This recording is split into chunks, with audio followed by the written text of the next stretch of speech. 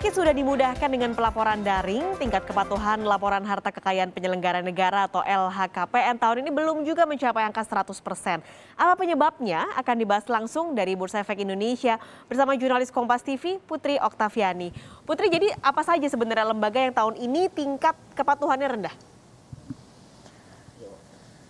Ya, Paskalis dan juga saudara, terkait dengan pengisian LHKPN atau kepatuhan terkait dengan pengisian LHKPN ini memang menjadi fokus dari KPK yang pada pekan lalu ini diumumkan, di mana Deputi Pencegahan dan Monitoring KPK, yakni Pahala Nainggolan, menyatakan bahwa secara nasional sebetulnya tingkat kepatuhan pengisian LHKPN ini sudah 96,7%. Tetapi kalau kita bedah lagi di lintas lembaga, tercatat untuk MPR RI tingkat kepatuhannya adalah 90%, DPR 55%, DPD 88%, DPRD Provinsi 86%, DPRD Kabupaten Kota 91%. Untuk DPR ini memang ada penurunan yang cukup signifikan, di mana dibandingkan dengan periode sebelumnya adalah 74%, namun terakhir laporannya justru 55%. Tidak mengherankan karena memang dari sekitar 569 anggota, baru 330 saja yang sudah melapor, sementara 239 diantaranya ini belum melaporkan LHKPN.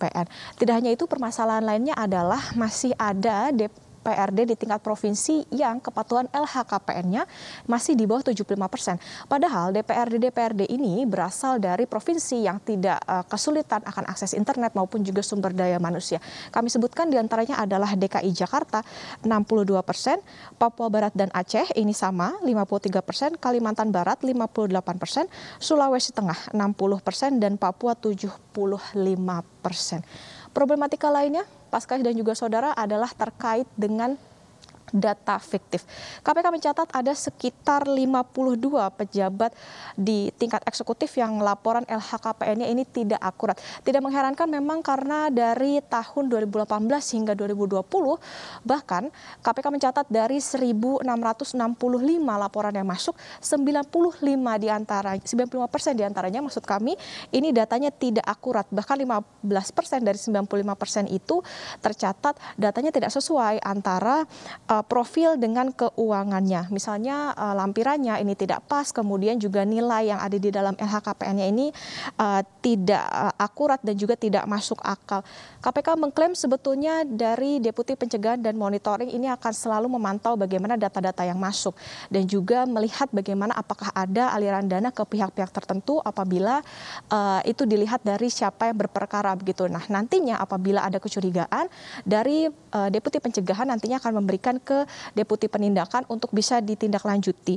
KPK sebetulnya juga sudah mengintegrasi untuk memantau datanya bersama dengan bank, kemudian juga dengan bursa, asuransi, maupun juga Badan Pertanahan Nasional dan lain-lain. Kenapa bisa cukup rendah begitu bisa dikatakan terkait dengan kepatuhannya? Karena memang KPK melihat masih adanya begitu indikasi para penyelenggara negara ini tidak melaporkan hartanya secara keseluruhan. Sebetulnya KPK juga sudah menyurati sekitar 239 penyelenggara negara pada Maret 2021 lalu. Yang jadi soal tentu saja adalah terkait dengan kepatuhan, di mana ini juga disoroti oleh Ketua MPR RI Bambang Susatyo yang mengatakan bahwa belum adanya sanksi tegas yang diberikan jika tidak mengisi LHKPN dengan sesuai. Karena kalau sesuai dengan aturan memang KPK hanya bisa memberikan rekomendasi kepada atasan dari penyelenggara negara tersebut ataupun lembaga untuk bisa memberikan sanksi administratif. Inilah mengapa juga Ketua KPK Firly Bahuri juga mengatakan bahwa selama ini di penyelenggara negara juga ada anggapan bahwa kewajiban pengisian LHKPN ini hanya pada sebelum dan juga sesudah menjabat. Padahal sebelumnya atau seharusnya ini dilakukan pada sebelum, selama, dan sesudah menjabat. Artinya harus ada kesadaran dari penyelenggara negara untuk bisa melaporkan LHKPN dengan tepat.